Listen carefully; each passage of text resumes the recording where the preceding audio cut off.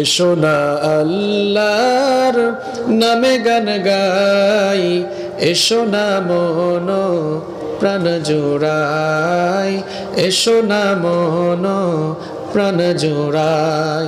আল্লাহু আকবার বলো, আল্লাহু আকবার, আল্লাহু আকবার বলো, আল্লাহু আকবার। ও মধুর নামটি নিলে হৃদয় হাসে, ও মধুর নামে সুখ নেমে আসে, ও মধুর নামটি নিলে হৃদয় হাসে, ও মধুর নামে সুখ নেমে আসে।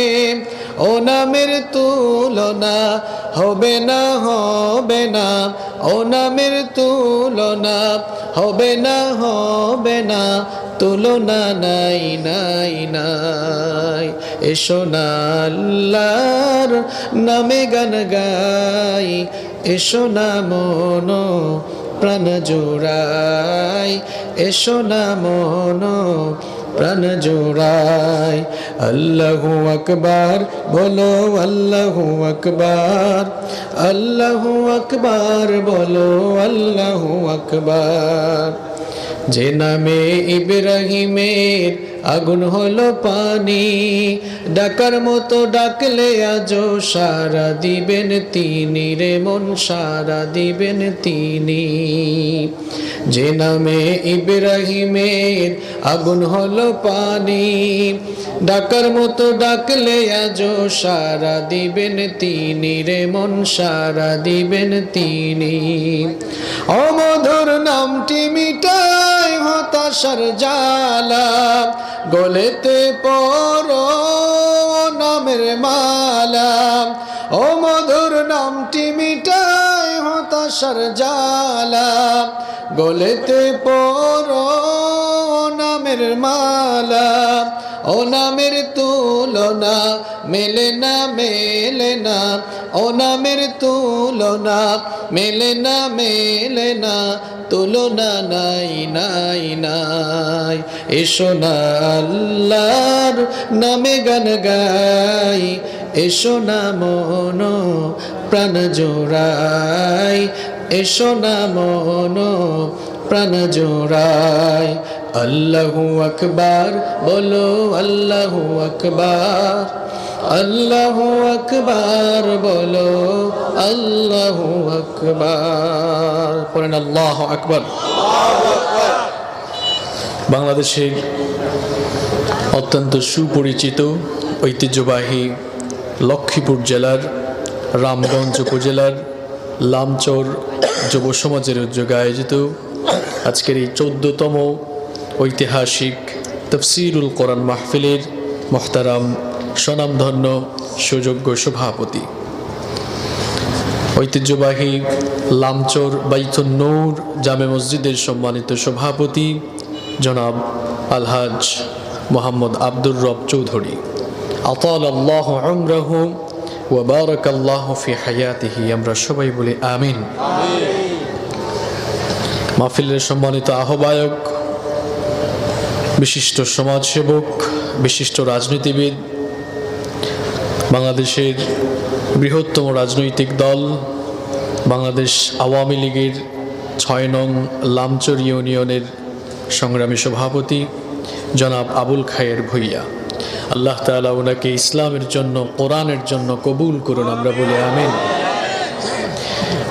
মাহফিলে আমার আগে কথা বলেছেন বিশিষ্ট আলেম দ্বীন, বিশিষ্ট ইসলামী চিন্তাবিদ ও গবেষক, ঐতিহাসিক নারিন্দা সেন্ট্রাল জামে মসজিদের সম্মানিত খতিব মুফতি শাহিদুর রহমান মাহমুদাবাদী সাহেব। আল্লাহ তাআলা ওনার ইজ্জত এবং সম্মান আরও বাড়িয়ে দেন, ওনার ইলম এবং আমলের মধ্যে আল্লাহ তাআলা আরও বারাকা দান করেন। মাহফিলে আপনাদেরকে সুললিত কণ্ঠে ইসলামী সঙ্গীত শুনিয়েছেন বিশিষ্ট গীতিকার ও সুরকার, বাংলাদেশের প্রথিতযশা ইসলামী সঙ্গীত শিল্পী ওবায়দুল্লাহ তারেক এবং আমজাদ হোসেন রিয়াদ ভাই। ইসলামী সংস্কৃতির জন্য যারা কাজ করছেন, আমাদের এই প্রিয় ভাইদের জন্য আমরা দোয়া করছি, আল্লাহ তাআলা যেন তাদের হায়াতের মধ্যে বারাকা দান করেন, তাদের কণ্ঠে যেন আল্লাহ তাআলা বারাকা দান করেন। মাহফিলে উপস্থিত সম্মানিত উলামায়ে কেরাম, বিভিন্ন মসজিদের সম্মানিত ইমাম এবং খতিব সাহেববৃন্দ, মাহফিলে উপস্থিত বিভিন্ন রাজনৈতিক দলের সম্মানিত নেতৃবৃন্দ, সামাজিক নেতৃবৃন্দ, আমার সামনে বসা অত্র এলাকার পার্শ্ববর্তী এবং দূরদূরান্ত থেকে আগত আল্লাহর দ্বীন প্রেমী, কোরআন প্রেমী সর্বস্তরের তাওহীদি জনতা, যুগে যুগে আল্লাহর জমিনে আল্লাহর দ্বীনকে প্রতিষ্ঠার জন্য যারা সবচাইতে বেশি অগ্রণী ভূমিকা পালন করেছেন, আমার প্রাণ প্রিয় যুবক এবং তরুণ ভাইয়েরা, স্কুল, কলেজ, ইউনিভার্সিটি এবং বিভিন্ন মাদ্রাসা পড়ুয়া আমার প্রাণ প্রিয় মেধাবী ছাত্র ভাইয়েরা, মহিলা প্যান্ডেল থেকে এবং ঘরে বসে যারা শুনছেন, আমার শ্রদ্ধেয়া সম্মানিতা মা এবং বোনেরা, উপস্থিত মিডিয়ার প্রাণপ্রিয় কর্মী ভাইয়েরা, প্রাণ প্রিয় রামগঞ্জ তথা লক্ষ্মীপুরবাসী, আপনারা সবাই কেমন আছেন? আলহামদুলিল্লাহ, আমিও আল্লাহ তাআলার অশেষ রহমতে ভালো আছি। আমাদের সবাইকে ভালো রেখেছেন কে? আমাদেরকে সুস্থ রেখেছেন কে? কোরআনের এই মেলায় আমাদেরকে শামিল হওয়ার তৌফিক দিয়েছেন কে? সেই আল্লাহর জন্য হৃদয়ের সবটুকু ভালোবাসা, আবেগ, অনুভূতিকে উজাড় করে দিয়ে শরীরের সকল শক্তি গলার মাঝ বরাবর এনে আমরা খুশি হয়ে আকাশ বাতাস প্রকম্পিত করে কালিমাতুশ শুকর আদায় করছি, আলহামদুলিল্লাহ। সম্মানিত ভাইয়েরা, রাত অনেক হয়ে গিয়েছে। আপনারা কি ক্লান্ত হয়ে গিয়েছেন? খাওয়া দাওয়া করে এসেছেন সবাই? খান নাই? কে হাত তোলেন। আপনি খাইছেন না? অসুবিধা নাই, হাতগুলো নামান। আমিও খাই নাই, আমিও আপনাদের দলে, অসুবিধা নাই। আমি আসলে আরো আগে আসতে পারতাম, রাস্তা ভাঙ্গা, এদিকে আমি জানতাম না। যাই হোক, শেষ পর্যন্ত আমরা আসতে পেরেছি, কোরআনের এই মাহফিলে আমরা আলোচনায় বসতে পেরেছি, আলহামদুলিল্লাহ। আজকের এই প্রোগ্রামটিকে বাস্তবায়নের জন্য যুবক আর তরুণ ভাইয়েরা অক্লান্ত পরিশ্রম করেছেন, খুব কষ্ট করেছেন। যে সকল ভাইয়েরা অক্লান্ত পরিশ্রম করে কষ্ট করে আজকের এই প্রোগ্রামটিকে সাজালেন, জন্য দোয়া করছি আল্লাহ তাআলা যেন তাদের এই শ্রম, তাদের এই কষ্ট, তাদের এই মেহনতকে কবুল করে নেন। মাহফিলে আমরা যারা এসেছি, আল্লাহ তাআলা যেন আমাদের সকলের জীবনের গুনাহগুলোকে মাফ করে দেন। In the day of resurrection, কাল কিয়ামতের কঠিন বিভীষিকাময় দিনে রব্বুল আলামিন যেন এই মাহফিলটিকে আমাদের সকলের জন্য নাজাতের ওয়াসিলা বানিয়ে দেন। সম্মানিত ভাইয়েরা, যুবকরা হচ্ছে সৃষ্টিশীল, যুবকরা হচ্ছে ধ্বংসশীল। যুবকরা যদি চায়, তারা তাদের যৌবনের উন্মাদনাকে কাজে লাগিয়ে একটি জাতির উত্থান ঘটাতে পারে। আবার কোনো জাতি, কোনো সভ্যতা কিংবা কোনো রাষ্ট্রের যুব সমাজ যদি দিগ্ভ্রান্ত, পথভ্রষ্ট হয়ে ধ্বংসের তলানিতে নিমজ্জিত হয়ে যায়, তাহলে সেই জাতি, সেই সভ্যতা কিংবা সেই রাষ্ট্রের পতন অনিবার্য হয়ে দাঁড়ায়। আমার যে যুবক আর তরুণ ভাইয়েরা আজকের এই প্রোগ্রামের আয়োজন করেছেন, নিঃসন্দেহে কোরআনের প্রতি, ইসলামের প্রতি তাদের ভালোবাসা অনেক বেশি। আর এই যুব সমাজের মাধ্যমেই কিন্তু আল্লাহর দ্বীনের প্রচার এবং প্রতিষ্ঠা হয়েছে। মার খাওয়া ইসলাম শক্তিশালী হয়েছে এই যুবকদের মাধ্যমে। রাসূল করিম সাল্লাল্লাহু আলাইহি ওয়াসাল্লাম যখন আল্লাহর দ্বীনের দাওয়াত শুরু করলেন, সর্বপ্রথম যারা ইসলাম কবুল করেছিল তাদের মধ্যে যুবকদের সংখ্যা কম ছিল নাকি বেশি ছিল? সর্বপ্রথম ইসলাম কবুলকারীদের মধ্যে যুবকদের সংখ্যা বেশি ছিল। আবার চতুর্দিকে যখন মুসলমানরা মার খাচ্ছে, চতুর্দিকে যখন জুলুম নির্যাতনের স্ট্রিম রুলার চলছে, ঠিক সেই সময় মরা ইসলামকে, দুর্বল ইসলামকে যারা শক্তিশালী করেছিল, তারাও হচ্ছে মুসলিম উম্মার যুবক আর তরুণরা। সাইয়েদনা ওমর ইবনুল খাত্তাব রাদিয়াল্লাহু আনহু যখন ইসলাম কবুল করলেন, তার বয়স ছিল মাত্র 26 বছর। 26 বছরের ভরা টকবগে যুবক ইসলাম কবুল করার পর বিশ্বনবী সাল্লাল্লাহু আলাইহি ওয়াসাল্লামের কাছে এসে বললেন, আলাসনা আলাল হক, আমরা কি হকের উপরে প্রতিষ্ঠিত নই? বিশ্বনবী সাল্লাল্লাহু আলাইহি ওয়াসাল্লাম তখন বললেন, বালা, অবশ্যই আমরা হকের উপরে প্রতিষ্ঠিত। ওমর ইবনুল খাত্তাব রাদিয়াল্লাহু আনহু তখন বললেন, যদি সত্যিকার অর্থেই আমরা হকের উপরে প্রতিষ্ঠিত থাকি, তাহলে আপনার এই সাহাবীরা গোপনে গোপনে নামাজ পড়ছে কেন? গোপনে গোপনে এখনো কেন দিনের দাওয়াত চলছে? ওমর ইসলাম কবুল করেছে, এখন যা হওয়ার সামনাসামনি হবে। আল্লাহু আকবার। ওমর নরম মানুষ না গরম মানুষ? সাংঘাতিক গরম মানুষ। ইসলাম যেদিন কবুল করলেন সেদিনই বললেন, ওগো আল্লাহর নবী, এরা গোপনে গোপনে করে, কিন্তু ওমর গোপনে করবে না। ওমরের কাজ যা করার সামনাসামনি করবে। সুবহানাল্লাহ। রাসূল করিম সাল্লাল্লাহু আলাইহি ওয়াসাল্লাম প্রশ্ন করলেন, ওমর তুমি কি চাও? ওমর ইবনুল খাত্তাব রাদিয়াল্লাহু আনহু বললেন, ওগো আল্লাহর নবী, ওমর যে ইসলাম কবুল করেছে সেটা তো সবাইকে জানানো দরকার, ওমরের জজবাটাও সবাই দেখা দরকার। আপনি পারমিশন দেন, আজ কাবার চত্বরে একটি মিছিল বের করতে চাই। রাসূল করিম সাল্লাল্লাহু আলাইহি ওয়াসাল্লাম পারমিশন দিলেন। কোন সময় মিছিল বের হবে? যেই সময় ইমানের ঘোষণা দিলেই কাফের মুশরিকরা জুলুম নির্যাতনের স্টিম রোলার চালায়, ঠিক সেই সময় ওমর ইবনুল খাত্তাব রাদিয়াল্লাহু আনহু ইসলাম কবুল করে তার সাহসিকতার বহিঃপ্রকাশ ঘটাচ্ছেন। তিনি বলছেন, ওগো আল্লাহর নবী পারমিশন দেন, আজ কাবার চত্বরের দিকে মিছিল বের করতে চাই। রাসূল করিম সাল্লাল্লাহু আলাইহি ওয়াসাল্লাম তখন বললেন, ঠিক আছে, পারমিশন দেওয়া হলো। সেই সময় ইসলাম কবুলকারীদের সংখ্যা বেশি ছিল না কম ছিল? গুটি কয়েক লোক, এদেরকে তিনি লাইন ধরে দাঁড় করালেন মিছিলের মাঝখানে। রাসূল করিম সাল্লাল্লাহু আলাইহি ওয়াসাল্লামকে রেখে মিছিলের সামনে দাঁড়িয়ে ইসলামের দুই বীর সিপাহসালার নেতৃত্ব দিলেন।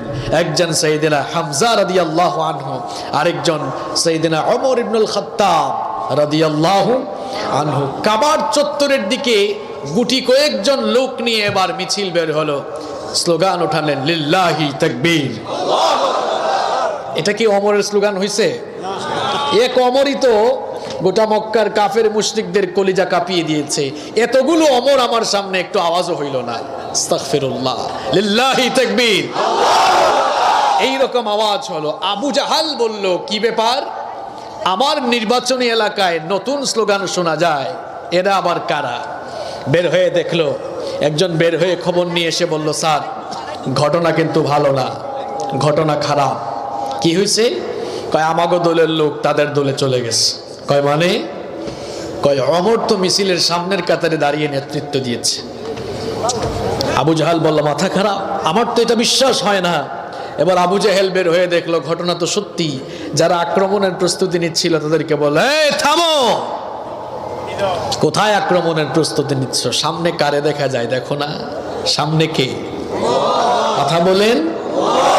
কেউ যদি তার বউকে বিধবা বানাতে চাও তাহলে ওমরের সামনে দাঁড়াও। কেউ যদি সন্তানগুলোকে এতিম বানাতে চাও তাহলে ওমরের সামনে দাঁড়াও। এক ওমর মরা ইসলামকে শক্তিশালী করে দিলেন। এক ওমর মক্কার সকল জালেমদের কলিজায় কম্পন শুরু করে দিয়েছিলেন। ওমরের উত্তরসূরি আমার যুবক আর তরুণ ভাইয়েরা, আজ গোটা দুনিয়ায় ইসলাম আর মুসলমানরা চরম লাঞ্ছিত, বঞ্চিত, অপদস্থ আর মজলুম। অধপতনের অতল তলানিতে মুসলমানরা। অধপতিত এই মুসলিম উম্মাকে যদি অধপতনের অতল তলদেশ থেকে আমরা উত্তরণ করতে চাই, মুসলমান জাতি যদি আবারও মাথা উঁচু করে দাঁড়াতে চায়, তাহলে ওমরের উত্তরসূরি, হামজার উত্তরসূরি, খাব্বাবের উত্তরসূরি আমার যুবক আর তরুণ ভাইয়েরা, মজলুম এই অবস্থায় আপনাদেরকে ওমরের মতো সাহসী ভূমিকা নিয়ে ময়দানে অবতীর্ণ হতে হবে। আপনারা যদি ওমরের মতো সাহসী ভূমিকা নিয়ে ময়দানে অবতীর্ণ হয়ে ওমরের মতো সাহসিকতার বহিঃপ্রকাশ ঘটিয়ে আল্লাহু আকবারের ধ্বনিতে দুনিয়ার আকাশ বাতাস প্রকম্পিত করতে পারেন, দেখবেন তামাম দুনিয়ার কোরআন বিরোধী, ইসলাম বিরোধী লোকদের কলিজায় কম্পন সৃষ্টি হয়ে যাবে।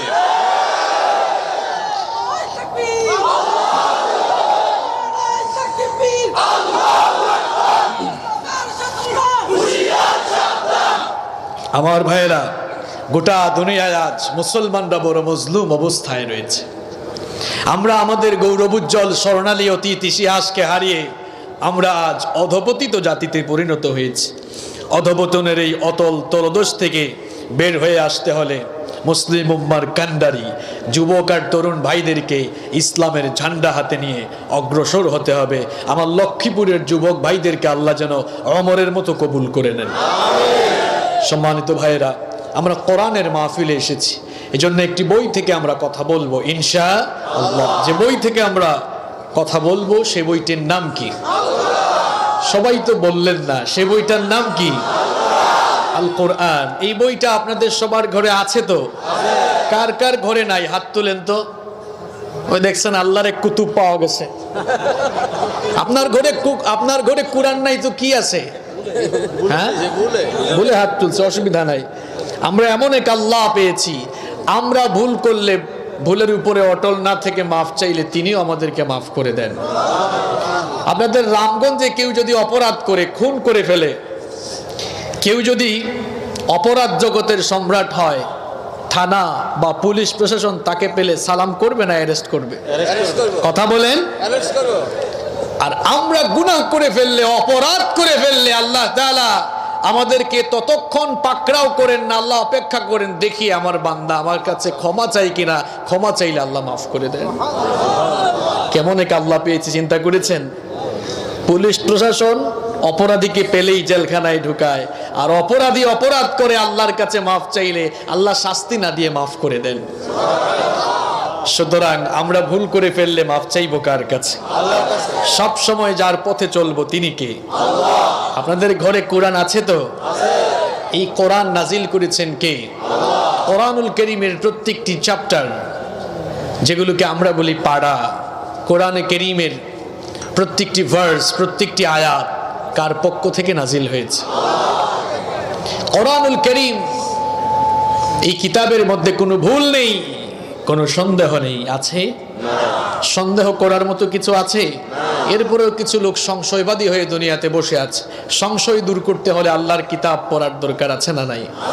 আল্লাহর এই কিতাব পড়লে আপনার ঘুমন্ত বিবেক জাগ্রত হয়ে যাবে, তালাবদ্ধ অন্তর খুলে দিবেন কে? কারণ এটি এমন এক কিতাব, এর মধ্যে সন্দেহ কিংবা সংশয় করার মতো কিছু নেই। এই কিতাবের শুরুতেই রব্বুল আলামিন জানিয়ে দিয়েছেন, যালিকাল কিতাব লা রাইবা ফিহি হুদাল লিল মুত্তাকিন। This is the book, the most authentic book in this world, whereof there is no doubt about it. এটি এমন একটি কিতাব যার ভেতরে সন্দেহ কিংবা সংশয়ের কোনো অবকাশ নেই। সন্দেহ আছে এ ব্যাপারেও সন্দেহ করা যায় না। আল্লাহু আকবার। আমরা অনেকে বই পাঠ করি, যে কোনো বই পড়লে দেখবেন বইয়ের শুরুতে লেখকের কথা থাকে। সম্মানিত পাঠকবৃন্দ, আমার এই বই পড়তে গিয়ে কোনো ভুল আপনাদের চোখে ধরা পড়লে আমাকে সংশোধনী দিয়েন, পরবর্তী সংস্করণে আমরা এটাকে ঠিক করব। এখন আপনারা বলেন তো, কোরআনুল কারীমের শুরুতে আল্লাহ তাআলা কি বলেছেন? আমার বান্দারা কোরআনের কোনো জায়গায় ভুল টুল পাইলে তোমরা আমারে জানাইও, পরবর্তীতে ঠিক করে দিব না। আছে? বরং শুরুতেই তিনি এই কিতাবের অথেন্টিসিটির ব্যাপারে আমাদেরকে জানিয়েছেন, এটি এমন কিতাব যার মধ্যে সন্দেহ কিংবা সংশয়ের কোনো অবকাশ নেই। আমরা আজকে কোরআনের এমন একটি সূরা থেকে কথা বলবো, যেই সূরার মধ্যে রব্বুল আলামিন মানুষের জীবনের সাফল্য আর কল্যাণের জন্য কি কি কাজ করা দরকার, সেই কাজগুলো এই সূরার মধ্যে আল্লাহ তাআলা বলে দিয়েছেন। এমন একটি সূরা থেকে কথা বলবো যেই সূরার মধ্যে আল্লাহ তাআলা মানুষের ধ্বংস আর সর্বনাশের পথ বলে দিয়েছেন।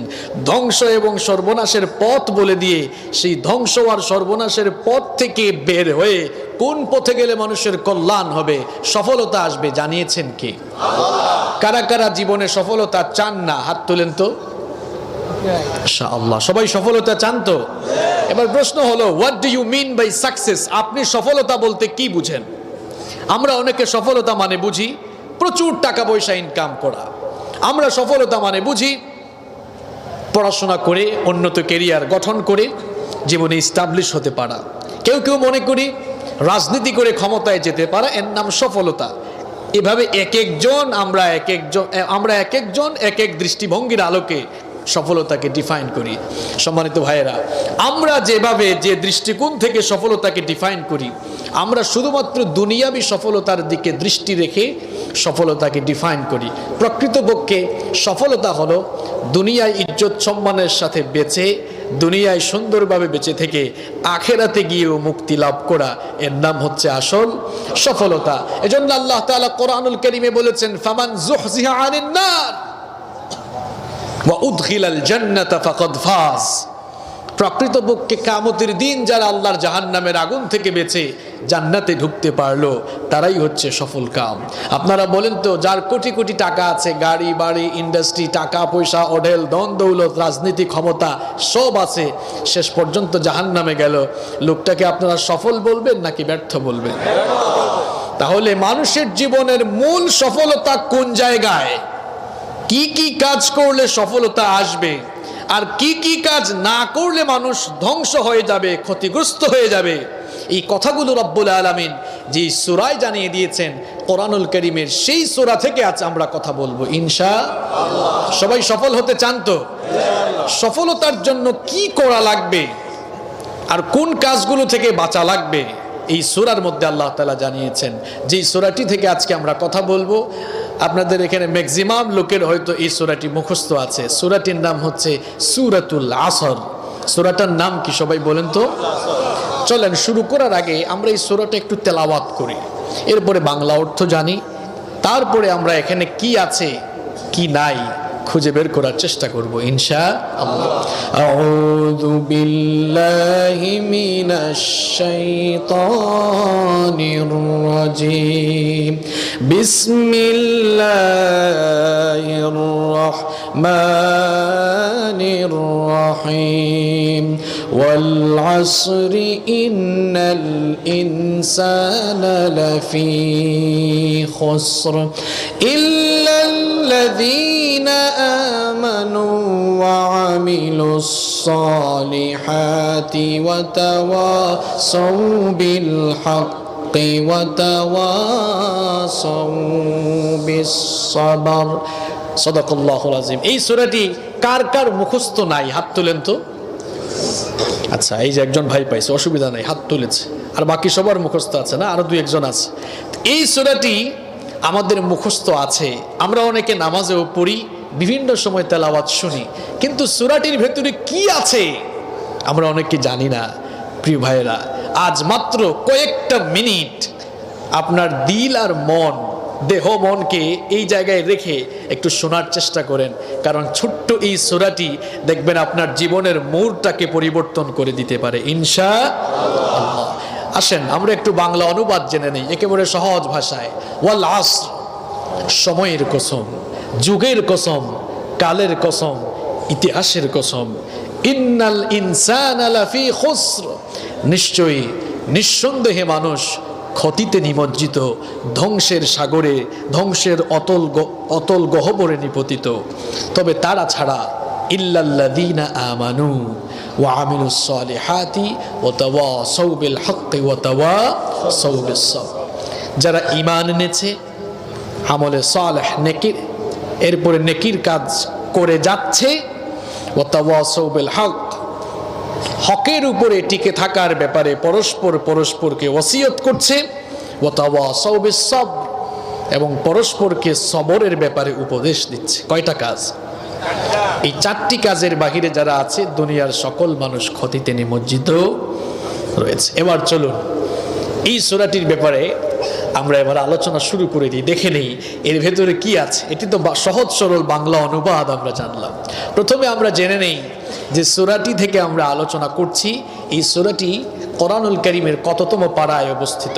সূরাটির প্রাইমারি ইনফরমেশন আমরা জেনে নেই। কোরআনুল কারীমে পারা আছে কয়টা? সবাই মুখস্থ করতে হবে, কিন্তু আমি একাডেমিক স্টাইলে কথা বলবো, এই জায়গার পড়া জায়গায় শিখাইয়া এরপরে কিছু হোমওয়ার্ক আগামী বছরের মাহফিল হবে তো ইনশাআল্লাহ। আগামী বছর পর্যন্ত কিছু পড়াও দিয়ে যাব, মিনিমাম 6-7টা পড়া দিব, হোমওয়ার্ক দিব, এরপরে আলোচনা শেষ হবে ইনশাআল্লাহ। শেষ করার আগে কারা কারা চলে যাবেন হাত তুলেন। এবার উঠিয়েন, উঠলে কিন্তু খবর আছে। আমি কিন্তু স্ট্রেইট ফরওয়ার্ড, একেবারে সোজা সাপটা কথা বলি, এজন্য উঠলেই কিন্তু খবর আছে। এখন কোরআনে কারীমে পারা আছে কয়টা? আমরা যে সূরাটি থেকে কথা বলছি, সূরাটির নাম সূরাতুল আসর। এটি কোরআনুল কারীমের একেবারে সর্বশেষ পারা, 30তম পারা, যেটিকে আমরা অনেকে আমপারা বলে থাকি, এই আমপারায় এই সূরাটি অবস্থিত। কোরআনুল কারীমের সূরাগুলোর যে সিরিয়াল নাম্বার আছে, সেই সিরিয়াল নাম্বার অনুযায়ী এই সূরাটি হচ্ছে 103 নাম্বার সূরা। বুঝে থাকলে সবাই একটু আওয়াজ করে জবাব দেন, এটি কত নাম্বার সূরা? 103 নাম্বার। এই সূরার রুকু সংখ্যা হচ্ছে মাত্র 1। রুকু সংখ্যা কত? 1। আয়াত সংখ্যা 3। আয়াত সংখ্যা কত? 3। কোরআনুল কারীমের সূরাগুলো 2 ভাগে বিভক্ত, কিছু সূরা মাক্কি এবং কিছু সূরা মাদানী। মাক্কি সূরা বলা হয় সেগুলোকে যেগুলো রাসূল করিম সাল্লাল্লাহু আলাইহি ওয়াসাল্লামের হিজরতের পূর্বে মক্কায় নাজিল হয়েছে, সেগুলোকে বলা হয় মাক্কি সূরা। আর যেই সূরাগুলো রাসূল করিম সাল্লাল্লাহু আলাইহি ওয়াসাল্লামের হিজরতের পর মদিনায় অবতীর্ণ হয়েছে, সেগুলোকে বলা হয় মাদানী সূরা। আমরা যে সূরা থেকে কথা বলবো, এই সূরাটি রাসূল করিম সাল্লাল্লাহু আলাইহি ওয়াসাল্লামের মাক্কি জিন্দেগিতে নাজিল হয়েছে। যদি মাক্কি জিন্দেগিতে নাজিল হয়ে থাকে, তাহলে আপনারা অনুমান করে জবাব দেন তো, এটা মাক্কি হওয়ার সম্ভাবনা না মাদানী হওয়ার সম্ভাবনা? মাক্কি সূরা। এই সূরা এত বেশি ফজিলতপূর্ণ সূরা। সূরার আয়াত সংখ্যা বলছিলাম কয়টা? 3টি আয়াত, হাতে গোনা কয়েকটি শব্দ। এই হাতে গোনা কয়েকটি মাপাজোকা শব্দের মধ্যে এমন ব্যাপক অর্থ রয়েছে, যা দিয়ে একটি বিশাল গ্রন্থ রচনা করা সম্ভব। আল্লাহু আকবার। এটিকে আমরা বলে থাকি এরকম যে ঝিনুকের ভেতরে যেন আল্লাহ তাআলা মুক্ত লুকিয়ে রেখেছেন। সুবহানাল্লাহ। ইমাম আশ-শাফিঈ রাহমাতুল্লাহি আলাইহি এই সূরার ব্যাপারে বলেছেন, লাউ তাদাব্বারান নাসু হাযিহিস সূরাতা লাওয়াসিআতুহুম। মানুষেরা যদি ছোট্ট এই সূরাটি নিয়ে চিন্তা ভাবনা করে, ছোট্ট এই সূরাটি যদি মানুষ হৃদয়ঙ্গম করার চেষ্টা করে, বুঝার চেষ্টা করে, ছোট্ট এই সূরাটি মানুষের হেদায়েতের জন্য, নাজাতের জন্য যথেষ্ট হয়ে যাবে। ছোট্ট এই সূরাটি যদি আপনি হৃদয়ঙ্গম করতে পারেন, বুঝতে পারেন, এই সূরার লেসনগুলো যদি আপনি আপনার জীবনে গ্রহণ করতে পারেন, ছোট্ট এই সূরাটি আপনার হেদায়েতের জন্য এনাফ, যথেষ্ট হয়ে যাবে। আল্লাহু আকবার। এই সূরাটি তো 2-1 ছাড়া, যারা হাত তুলছে এরা ছাড়া সবার মুখস্থ আছে। এই সূরাটিকে আমরা কিভাবে আমল করি, আর রাসূল করিম সাল্লাল্লাহু আলাইহি ওয়াসাল্লামের সাহাবীরা কিভাবে আমল করতেন, এবার শুনেন। বিশ্বনবী সাল্লাল্লাহু আলাইহি ওয়াসাল্লামের সাহাবীরা এই সূরাটিকে এত গুরুত্বের সাথে আমল করতেন। আবু দাউদ শরীফের মধ্যে বর্ণিত হয়েছে, কানার রাজুলান মিন আসহাবিন নবী সাল্লাল্লাহু আলাইহি ওয়াসাল্লাম ইযা ইলতাকায়া লাম ইফতারিকা হাত্তা ইয়াকরা আহাদুহুমা আলাল আখারি সূরাতুল আসর। বিশ্বনবী সাল্লাল্লাহু আলাইহি ওয়াসাল্লামের সাহাবীরা যখন পরস্পরের সঙ্গে মিলিত হতেন, পরস্পর যখন দেখা সাক্ষাৎ করতেন, তাদের পারস্পরিক কথোপকথন শেষ করার পরে বিদায় বেলায় একজন আরেকজনকে সূরাতুল আসর তেলাওয়াত না শুনিয়ে বিদায় নিতেন না। সুবহানাল্লাহ। চিন্তা করেছেন, একজন আরেকজনের সাথে দেখা হয়েছে, কথাবার্তা শেষ হয়েছে, বিদায়ের সময় একজন আরেকজনকে সূরাতুল আসর তেলাওয়াত করে শুনিয়ে দিতেন। সুবহানাল্লাহ। আপনারা বিদায় বেলা কি করেন? ঠিক আছে ভাই, দেখা হবে, আল্লাহ হাফেজ, অথবা বাই বাই টাটা বলে বিদায় নেয় না? আর রাসূল করিম সাল্লাল্লাহু আলাইহি ওয়াসাল্লামের সাহাবীরা বিদায় নেওয়ার সময় এই সূরাটি তেলাওয়াত করে তার ভাইকে শুনিয়ে তারপরে যেতেন। মনে করেন আপনার সাথে আমার দেখা হয়েছে, কথাবার্তা শেষ, আমি সূরাতুল আসর তেলাওয়াত করে শোনায়া এরপরে যাব, আপনিও আমাকে শোনায়া আপনি যাবেন। এটা ছিল রাসূল সাল্লাল্লাহু আলাইহি ওয়াসাল্লামের সাহাবীদের পারস্পরিক আমল। এখন আপনাদের মনে প্রশ্ন আসতে পারে যে হুজুর, কি কারণে তারা একজন আরেকজনকে এই সূরাটি না শুনিয়ে বিদায় নিতেন না? এর কারণ হলো, এই সূরার মধ্যে আল্লাহ তাআলা মানুষের ধ্বংস আর সর্বনাশের পথ কোন দিকে সেটা যেমন বলেছেন, আবার ধ্বংস থেকে বাঁচতে হলে, সফলতা আর কল্যাণের পথে যেতে হলে কি কি করা লাগবে সেটাও এই সূরার ভেতরে দিয়েছেন কে? এই জন্য একজন আরেকজনের সঙ্গে দেখা হলে মনে করায় দিতেন, ভাই দেখা সাক্ষাৎ তো হইল, কথাবার্তা হইল, যাওয়ার সময় জীবনে সফলতা লাভের যে কাজগুলো আছে এগুলো মনে করাই দিয়ে যাচ্ছি, এই কাজগুলো করতে কিন্তু ভুলে যাইও না। কি কি কাজ, এটা আলোচনার ভেতরে আসবে ইনশাআল্লাহ। এবার চলেন আমরা শুরু করি। রব্বুল আলামিন প্রথম আয়াতে বলছেন, পড়েন আমার সাথে, ওয়াল আসরি ইন্নাল ইনসানা লাফি খুসর। ওয়াল আসরের শুরুতে যে ওয়াও এসেছে এটি হচ্ছে ওয়াও কাসমিয়া, কসমের জন্য, শপথের জন্য যে ওয়াও আসে। আল্লাহ তাআলা কসম করছেন, আপনারাও তো কসম করেন, আল্লাহ তাআলাও কসম করেন। আপনাদের কসম আর আল্লাহর কসমের নমুনা কি এক? কথা বলেন এক? আমরা কোন জিনিসের বিরাটত্ব, শ্রেষ্ঠত্ব, মহানত্ব, অভিনবত্ব, বিস্ময়কারিতার দিকে খেয়াল করে কসম করি। আমরা কোনো কথা মানুষের কাছে গ্রহণযোগ্য কিংবা বিশ্বাসযোগ্য হিসেবে প্রমাণ করার জন্য কসম করে থাকি। আমরা বলি আল্লাহর কসম এই কাজটা আমি করি নাই, আল্লাহর কসম এখানে আমি যাই নাই। আমরা কসম করি এমন সময় যখন কথাটিকে জোর দিয়ে মানুষকে বিশ্বাস করাতে চাই, তখন কসম করি। কিন্তু আপনারা বলেন তো, আল্লাহ তাআলা যখন কসম করেন তখন কি কোনো জিনিস আমাদেরকে বিশ্বাস করাবার জন্য কসম করেন? না। আমরা কসম করলে আমাদের চেয়ে বড় জিনিসের কসম করি। আমাদের সবার চাইতে বড় কে? গোটা বিশ্বজগতের উপরে কে? আল্লাহু আকবার। তিনি হচ্ছেন সবার চাইতে। আল্লাহু আকবার অর্থ কি? তিনি সবার চেয়ে। যেহেতু আল্লাহ তাআলা হচ্ছেন সবার চাইতে বড়, সবার চেয়ে শ্রেষ্ঠ, সবার চেয়ে মহান, এই জন্য আমরা কসম করলে তার নামে কসম করি। এখন আল্লাহ তাআলার চাইতে তো মহান কিছু নাই, বিরাট কিছু নাই। এখন তিনি কোন জিনিসের কসম করবেন? কারণ সবাই তার থেকে বড় না ছোট? সবাই তো তার থেকে ছোট। সুতরাং তিনি কসম করার অর্থ দাঁড়ায় এই, তিনি যে বিষয়ের কসম করেন ওই বিষয়ের সাথে যা সংশ্লিষ্ট ওই বিষয়টির গুরুত্ব তিনি বোঝানোর জন্য কসম করে থাকেন। আর আমরা কসম করি কোনো কথাকে জোর দিয়ে বিশ্বাস করাবার জন্য। এই কসমটা কেবলমাত্র করা যায় একজনের নামে, তিনি কে? কিন্তু আপনারা তো কসম করেন অনেক সময়, আমার বাপের কসম, মায়ের কসম, দাদার কসম, বিদ্যার কসম। এরকম কসম কি লক্ষ্মীপুরে আছে? বাপ দাদার নামে অনেকে কসম করে, আছে না নাই? খবরদার, সাবধান, পিতৃপুরুষদের নামে কিংবা কোনো মানুষের নামে কসম করা যাবে না।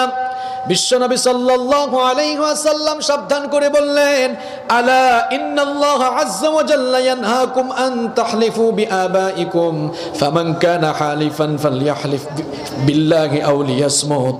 বিশ্বনবী সাল্লাল্লাহু আলাইহি ওয়াসাল্লাম বললেন, সাবধান করে দিচ্ছি তোমাদেরকে, সতর্ক করে দিচ্ছি, তোমরা তোমাদের পূর্বপুরুষদের নামে কসম করো না। যদি কসম করার দরকার হয়, শপথ করার দরকার হয়, তাহলে আল্লাহর নামে শপথ করো, আল্লাহর নামে কসম করো, অথবা চুপ করে বসে থাকো। কসম করতে হবে কার নামে? আবার বিশ্বনবী সাল্লাল্লাহু আলাইহি ওয়াসাল্লাম বললেন, মান হালাফা বিগাইরিল্লাহি ফাকাদ আশরাকা। যেই লোক আল্লাহ ছাড়া আবার অন্য কারো নামে কসম করলো, সে সরাসরি আল্লাহর সাথে শিরক করলো। তাহলে কসম করলে কার নামে কসম করতে হবে? সূরাটা শুরু করি নাই, মাত্র ওয়াও, ওয়াল আসরি, ওয়াও শুরু করছি। কিছু লোককে শয়তান কাতুকুতু দিয়ে অলরেডি তুলা শুরু করে দিয়েছে। কেন জানেন? কারণ শয়তান কোনোদিনও চায় না সফল হওয়ার এই চারটা কাজ নিয়ে আপনি বাড়ি যান। কারণ আপনি যদি সফলতার রাস্তায় হাঁটেন, শয়তানের লাভ না শয়তানের লস? কথা বলেন। শয়তান তার লস করতে চায় না, এজন্য শয়তান যাদেরকে তার দিকে নিয়ে যেতে চায় তাদেরকে খুশাখুশি করে কাতুকুতু দিয়া এখান থেকে উঠানোর চেষ্টা করে। আর শয়তানের কাছে যারা পরাজয় বরণ করে কোরআনের মাহফিল থেকে উঠবে, এদেরকে কি বলবেন আপনাদের ভাষায়? আমি আর বললাম না, আপনাদের উপরে ছেড়ে দিলাম। যারা উঠবেন 20 সেকেন্ড সময় দিলাম, উঠে চলে যান। আমি খুব সোজা সাপটা কথা বলি, আর শেষ পর্যন্ত যারা থাকবেন এরা থাকেন। এই জিনিসগুলারে আমার দরকার, কারণ এরাই আজকে শেখার জন্য আসছে। আর যারা যেতে চান, এই যে যারা যাচ্ছে, কোনো কথা কিন্তু হবে না, চলে যান। কারণ আমি মাত্র ওয়াও দিয়ে শুরু করেছি। তাহলে এখানে যে ওয়াও এসেছে, কিসের জন্য এসেছে? কসমের জন্য। আল্লাহ তাআলা কসম করছেন। কিসের কসম? আল আসর, আসরের কসম করছেন। আসর দ্বারা শুধু সময় উদ্দেশ্য নয়। মুফাসসিরিনে কেরাম এই আসর শব্দকে ব্যাখ্যা করতে গিয়ে কেউ কেউ বলেছেন, আসর মানে আসরের ওয়াক্ত, আসরের একটা নামাজের সময় আছে না? কেউ কেউ বলেছেন আসর মানে ওই আসরের সময়। যারা আসর মানে আসরের সময় বলেছেন, তাদের ব্যাখ্যা হলো এই, যেহেতু আসরের সময়টা খুব দ্রুতগামী সময়, এটা দ্রুত চলে যায়, এজন্য আল্লাহ তাআলা এই সূরায় ধ্বংস আর ক্ষতি থেকে বাঁচার জন্য কসম করেছেন সময়ের, কারণ এই সময়টা দ্রুত চলে যাচ্ছে আর মানুষ ক্ষতির দিকে চলে যাচ্ছে। মানুষ যেন ওই আসরের ওয়াক্তের মতো সময়টাকে গুরুত্ব দেয়। এই জন্য রাব্বুল আলামিন এখানে আসরের ওয়াক্তের কসম করে বলেছেন, ওয়াল আসরি ইন্নাল ইনসানা লাফি খুসর। আল্লাহ তাআলা বলছেন আমি কসম করছি আসরের সময়ের, কারণ আসরের সময়টা বেশিক্ষণ থাকে। আমাদের জীবনটাও আসরের মতো হঠাৎ করে চলে। কেউ কেউ বলছেন যে না, আসর মানে শুধু আসরের সময় নয়, বরং এর দ্বারা গোটা সময় উদ্দেশ্য। অতীতকালও হতে পারে, বর্তমানও হতে পারে, ভবিষ্যতও। যদি অতীতের সময় উদ্দেশ্য করা হয়, তাহলে এই সূরার মধ্যে আল্লাহ তাআলা যে 4টি কর্মসূচি দিয়েছেন, ওই 4টি গুণাবলী বা কর্মসূচি বিবর্তিত মানুষরা এরা যে ধ্বংস হয়েছে, ক্ষতিগ্রস্ত হয়েছে, সময় তার জ্বলন্ত সাক্ষী, সময় তার সাক্ষ্য বহন করছে। এই জন্য অতীতকালের কসম হতে পারে। আর যদি বর্তমানকালের কসম করা হয়, তাহলে আল্লাহ তাআলা সময়ের কসম করে আমাদেরকে বুঝাচ্ছেন এই সূরার মধ্যে যে কর্মসূচি দেওয়া হয়েছে, এই কর্মসূচিগুলো পালন করার জন্যই তোমাদেরকে এই হায়াত বা সময় দেয়া। জীবন থেকে কিছু অংশ কমে যায়। বলেন তো, মানুষের হায়াত বাড়ে না কমে? আমরা অনেকে বলি বয়স তো অনেক বেড়ে গেছে, বয়স বাড়ে না, বয়স কি হয়? কমে। কারো কাছে যদি 10 প্যাকেট বিস্কুট থাকে, 8 প্যাকেট যদি অন্য কেউ নিয়ে যায়, 8 প্যাকেট কমলো না বাড়লো? তো 10 বছরের হায়াত থেকে 8 বছর চলে গেলে বয়স কি আসলে বাড়লো না কমলো? মানুষের জীবন থেকে সময় চলে যাচ্ছে।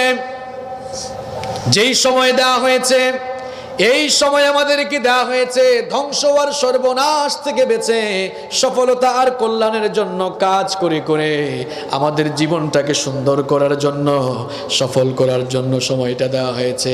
কিন্তু আমরা সেই সময়গুলোকে অযথা নষ্ট করে, গাফেল হয়ে হয়ে আমরা আমাদের সময় নষ্ট করে ধ্বংস আর ক্ষতির দিকে অগ্রসর হচ্ছি। মানুষ যেন ধ্বংস আর ক্ষতির দিকে অগ্রসর না হয়, সময়গুলোকে নষ্ট করে মানুষ যেন ক্ষতিগ্রস্ত হয়ে না যায়। এই জন্য রব্বুল আলামিন সূরাতুল আসরের শুরুতে সময়ের কসম করলেন, ওয়াল আসরি ইন্নাল ইনসানা লাফি খুসর। আল্লাহ তাআলা বলছেন আমি সময়ের কসম করছি, কারণ এই সময়টা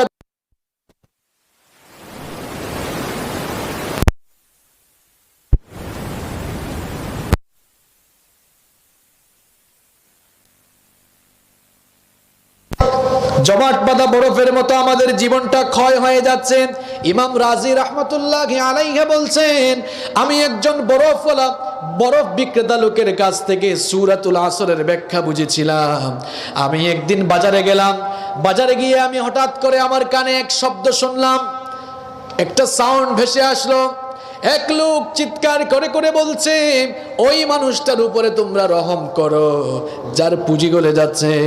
এই কথা শোনার পর আমি মনে মনে চিন্তা করলাম, পুঁজি কি গলার জিনিস নাকি? পুঁজি তো গলার মতো কোনো জিনিস না, পুঁজি আবার গলে কেমনে? আমি কিউরিসিটি নিয়ে, কৌতূহল নিয়ে লোকটার কাছে গিয়ে দেখলাম লোকটা একজন বরফ বিক্রেতা। সময় যত যাচ্ছে তার বরফগুলো গলে গলে যাচ্ছে, তার বরফগুলো গলে যাওয়ার আগে যেন মানুষ কিনে নেয়। এই জন্য সে চিল্লায় চিল্লায় বলতেছে, আমার উপরে রহম করো, কারণ আমার পুঁজি তো গলে যাচ্ছে। এই বরফটাকে সে তার পুঁজি বলল এই অর্থে, কারণ সে তো পুঁজি খাটিয়েছে এই বরফের জন্য। এখন এই বরফগুলো যদি ক্ষয় হয়ে যায়, কেউ যদি না কিনে, তাহলে তার লাভ না লস? তখন তিনি এই অবস্থা দেখে বললেন, এতদিন পরে আমি সূরাতুল আসরের ব্যাখ্যা বুঝেছি। আমাদের জীবনটাও হলো জমাট বাঁধা বরফের মতো। আমাদের জীবনটা হলো, আমাদের জীবনের সময়গুলো হলো সবচাইতে গুরুত্বপূর্ণ মূলধন, সবচাইতে গুরুত্বপূর্ণ পুঁজি। এই গুরুত্বপূর্ণ মূলধন আর পুঁজি রব্বুল আলামিন দিয়েছেন তার পথে কাজ করার জন্য, তার সন্তুষ্টির পথে আমাদের সময়গুলো কাটাবার জন্য। কিন্তু আমরা আমাদের সময়গুলো চলে যাচ্ছে আল্লাহর পথে, আল্লাহর দ্বীনের পথে, আল্লাহকে সন্তুষ্ট করার জন্য। আমাদের সময়গুলো কাজে লাগছে না, সফলতার পথে, কল্যাণের পথে সময়গুলো কাজে লাগছে না। এই জন্য রব্বুল আলামিন বলছেন, বান্দারে তোমাদের জীবনের সময়গুলোকে তোমরা নষ্ট করে দিও না, সময়গুলোকে কাজে লাগাও, সময়গুলোকে সাফল্য আর কল্যাণের পথে কাজে লাগাও। এজন্য রব্বুল আলামিন বললেন, ওয়াল আসরি ইন্নাল ইনসানা লাফি খুসর। সময়ের কসম, নিশ্চয়ই মানুষ ক্ষতিতে ডুবে আছে। এই সময় দ্রুত চলে যাচ্ছে, এই সময় থেমে নেই। আমি যখন মাইকে কথা বলা শুরু করেছিলাম, যেই সময়ে কথা বলা শুরু করেছিলাম, সময়টা কি ওখানে থেমে আছে নাকি চলে যাচ্ছে? এই যে কথা বলছি এখনো সময়টা চলে যাচ্ছে। যাদের বাসা বাড়িতে কাঁটাওয়ালা ঘড়ি আছে একটু মনোযোগ দিয়ে তাকাবেন। ঘড়ির কাঁটা ঠিক ঠিক করে ঘুরছে, সেকেন্ডের কাঁটা ঘোরার কারণে মিনিটের কাঁটা ঘুরে যাচ্ছে, মিনিটের কাঁটাটা ঘোরার কারণে ঘন্টার কাঁটাটাও ঘুরে যাচ্ছে। এই দেয়াল ঘড়ির মতো কাঁটাওয়ালা ঘড়ির মতো আমার আপনার জীবন নামক একটা ঘড়ি আছে। এই জীবন ঘড়ির কাঁটা ঠিক ঠিক করে ঘুরছে, আর আমাদের হায়াত থেকে সময় ফুরিয়ে যাচ্ছে, আর প্রত্যেকটি মুহূর্তে আমরা কবরের দিকে ধাবমান হয়ে যাচ্ছি। ঠিক ঠিক ঠিক ঠিক যে ঘড়িটা বাজে, ঠিক ঠিক বাজে, কেউ কি জানে সেই ঘড়িটা লাগবে কই দিন কাজে। ঠিক ঠিক ঠিক ঠিক যে ঘড়িটা বাজে, ঠিক ঠিক বাজে, কেউ কি জানে সেই ঘড়িটা লাগবে কই দিন কাজে। হায় হায় হায় হায় আসল ঘড়ির অর্থ বুঝলাম না, সময় থাকতে সময়ের মূল অর্থ খুঁজলাম না। খাইলাম দাইলাম ঘুরলাম শুধু এই দুনিয়ার মাঝে, কেউ কি জানে সেই ঘড়িটা লাগবে কই দিন কাজে। কেউ কি জানে সেই ঘড়িটা লাগবে কই দিন কাজে। যাই যাই যাই যাই দিন চলে যায়, কোরআন পড়লাম না, কত নোবেল নাটক ধরলাম হাদিস পড়লাম না।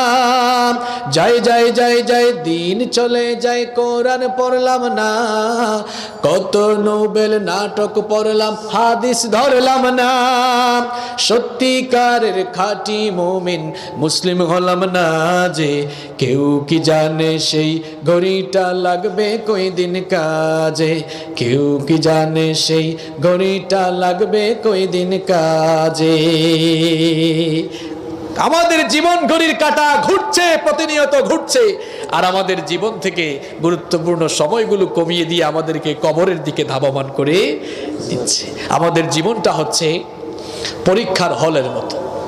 পরীক্ষার হলে ঢুকলে প্রত্যেকটি মুহূর্তে সময় কমে যায় না বেড়ে যায়? পরীক্ষার হলে কোনো পরীক্ষার্থী ঢুকার পর কোনো পরীক্ষার্থী যদি তার সময় নষ্ট করে এদিক ওদিক তাকায়, পরীক্ষার হল পরিদর্শক যিনি থাকেন, ইনভিজিলেটর যিনি থাকেন, গার্ড যিনি থাকেন, তিনি যেমন ওই ছেলেটাকে লক্ষ্য করে বলেন, বাবারে তোমার সময় তো চলে যাচ্ছে, ঘড়ির কাঁটার দিকে তাকিয়ে দেখো, সময়গুলোকে নষ্ট করো না, তাহলে কিন্তু পরীক্ষার রেজাল্ট খারাপ হবে। ওই হল পরিদর্শকের মতো রব্বুল আলামিন যেন তাম দুনিয়ার মানুষগুলোকে আদর করে ডেকে ডেকে বলছেন, আমার গোলামেরা তোমাদেরকে যে সময় দিয়েছি সেই সময় থেকে আস্তে আস্তে করে সময়গুলো কমে যাচ্ছে, সুতরাং সময়গুলো ফুরিয়ে যাওয়ার আগে সময়গুলোকে কাজে লাগাও, সময়গুলোকে নষ্ট করো না। এই জন্য রব্বুল আলামিন আসরের কসম করে, সময়ের কসম করে সময়ের গুরুত্ব বুঝালেন, ওয়াল আসরি ইন্নাল ইনসানা লাফি খুসর।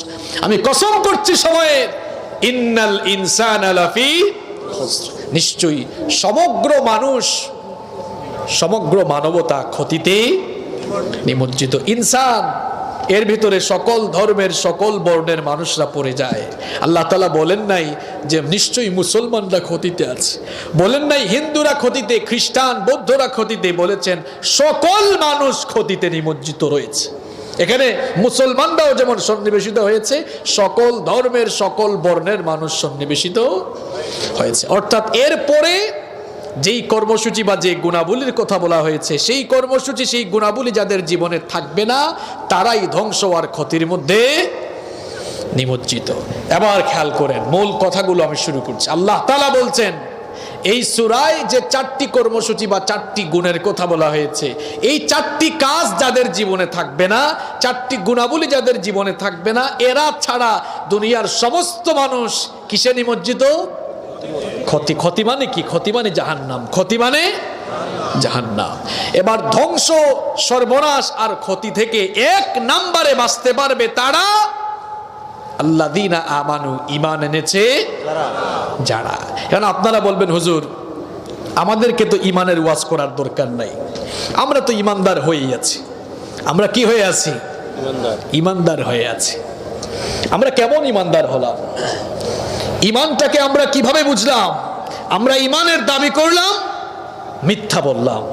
আমরা ইমানের দাবি করলাম, সুদ ঘুষের কারবারি হলাম। আমরা ইমানের দাবি করলাম, ব্যবসাতে 2 নাম্বারি করলাম। আমরা ইমানের দাবি করলাম, আমরা মানুষের উপরে জুলুম করলাম। আমরা ইমানের দাবি করলাম, মাদকাসক্ত হয়ে গেলাম। মুখ দিয়ে ইমানের দাবি করে ইমানের বিপরীত কাজ করে যেই ইমানের দাবি করা হয়, এর নাম ইমানদারি নয়, এর নাম বেঈমানি, এর নাম মুনাফিকি। এখানে যে 4টি কর্মসূচির কথা বলা হয়েছে, বুঝতে হবে আপনাকে। আল্লাযীনা আমানু, যারা ঈমান এনেছে।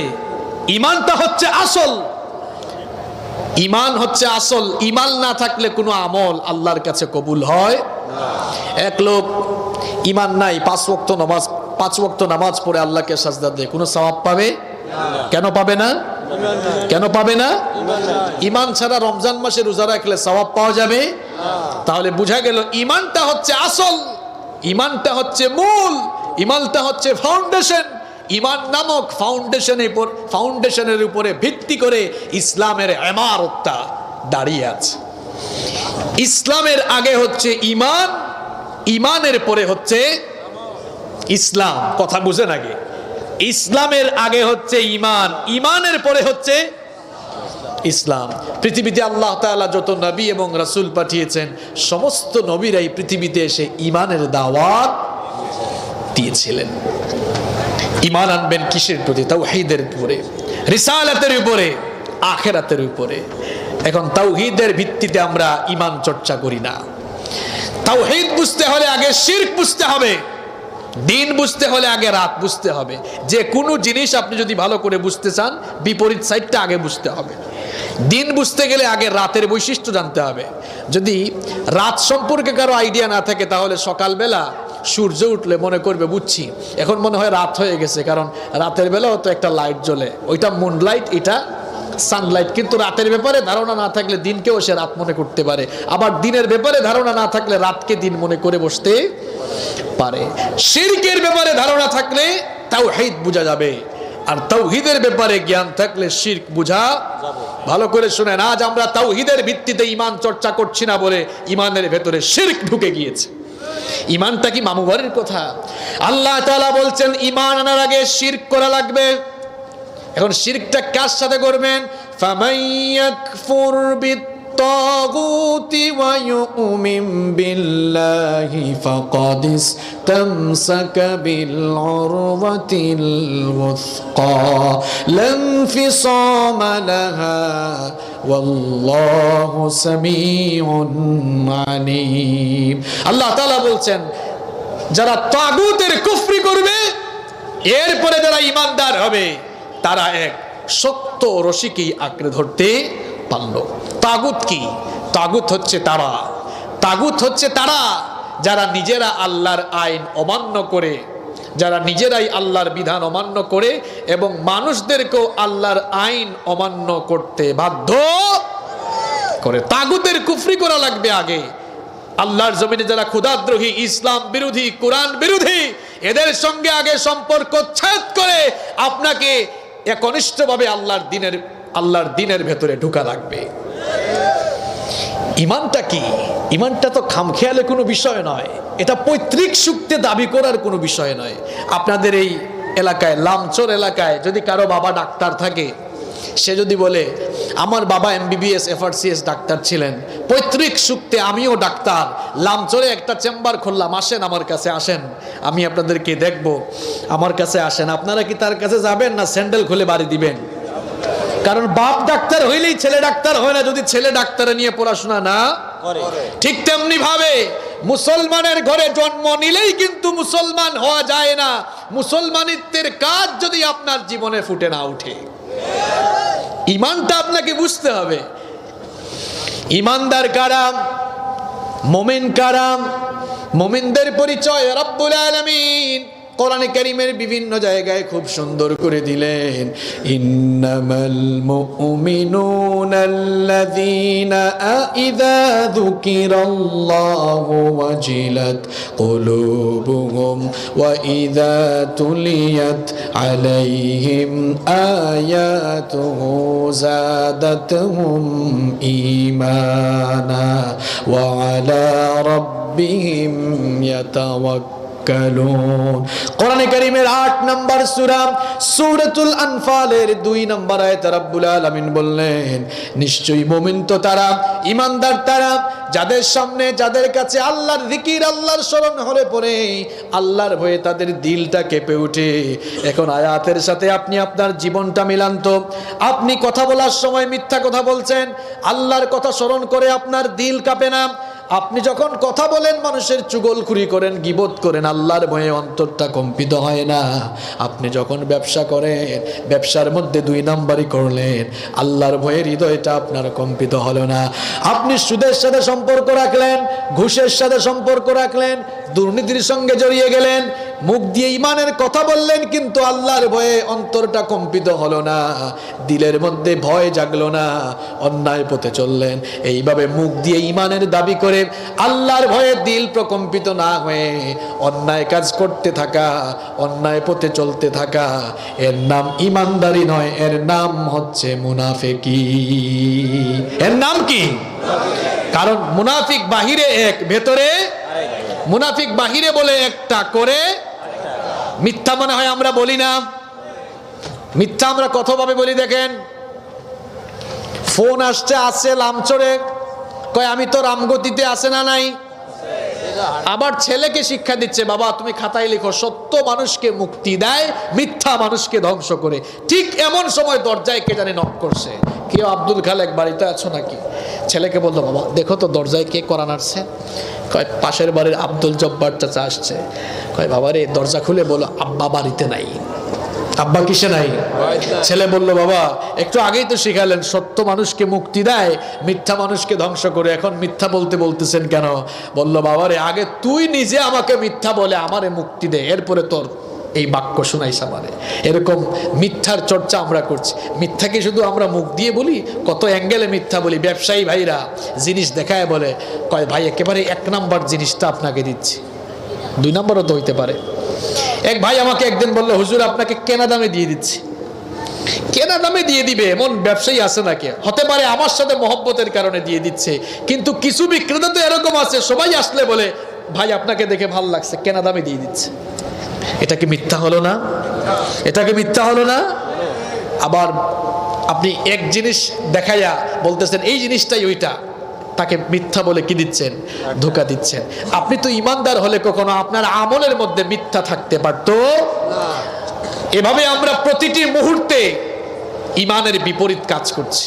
আল্লাহ তাআলা বলছেন, ধ্বংস থেকে, সর্বনাশ থেকে, ক্ষতি থেকে, জাহান্নাম থেকে যদি বাঁচতে চাও, ইমানের ঘোষণা দিয়ে ইমানের পথে অটল থাকতে হবে, অবিচল থাকতে হবে। ইমানটা হচ্ছে আল ইকরার বিল লিসান, মুখ দিয়ে ঘোষণা দেওয়া, ওয়া তাসদীক বিল জিনান, অন্তর দিয়ে তা বিশ্বাস করা, অন্তরে লালন করা, অন্তরে ঈমানকে লালন করে জাগ্রত রেখে, ওয়া আমালুম বিল আরকান, আপনার কাজের মাধ্যমে তা প্রতিফলিত করা।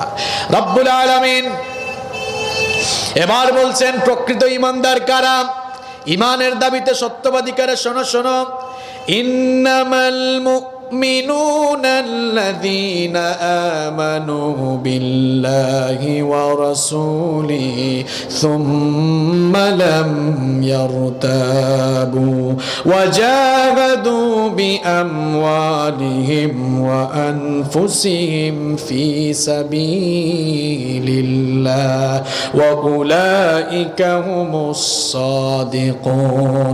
আল্লাহ তাআলা বলছেন, নিশ্চয়ই মুমিন তারা, ঈমানের দাবিতে সত্যবাদী ঈমানদার তারা, আল্লাহ আর রাসূলের উপরে ঈমান এনে যারা তাতে কোনরূপ সন্দেহ পোষণ করে নাই, জান আর মাল দিয়ে যারা আল্লাহর রাস্তায় জিহাদ করেছে, জীবন পরিচালনা করেছে, এরাই হচ্ছে প্রকৃত ঈমানদার।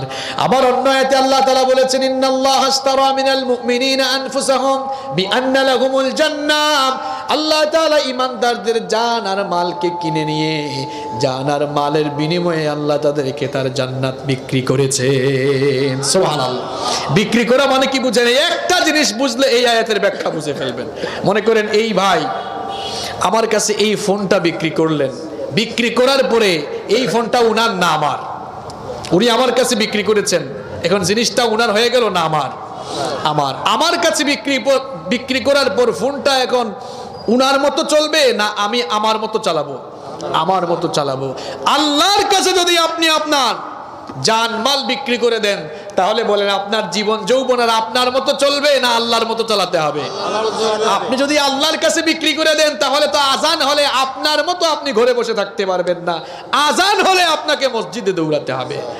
আপনি যদি আপনার জীবনকে আল্লাহর কাছে বিক্রি করে দেন তাহলে আল্লাহর বিধান অনুযায়ী আপনি সুদ খাবেন না, ঘুষ খাবেন না। আচ্ছা বলেন তো, টাকা দিয়ে কেউ কি কখনো খারাপ জিনিস কিনে? কথা কন না কেন? আপনারা নগদ টাকা দিয়ে কখনো পচা মাছ কিনবেন?